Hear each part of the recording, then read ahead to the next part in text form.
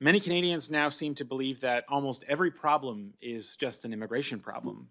We don't build housing too slowly. We just have too many people. Per capita GDP too low. Too much capita.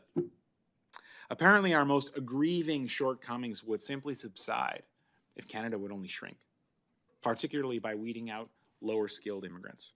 It is the fourth consecutive year of rising departures. Yet, for those calling for the immigration system to prioritize quality over quantity, these findings give no cause for celebration.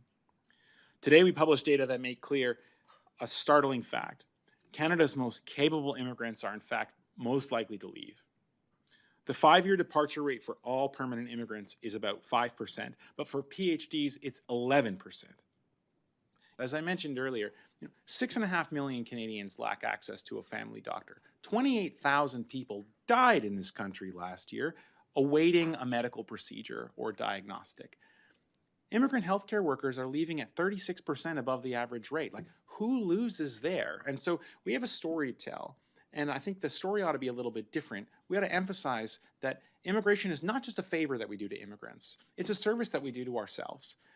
We really, really, really need this talent, not just in healthcare, but in engineering and construction. The immigration system, the express entry system, turns away about 95–96% of applicants. It's very, very hard. It's like Harvard University level admission rates in terms of the competitiveness.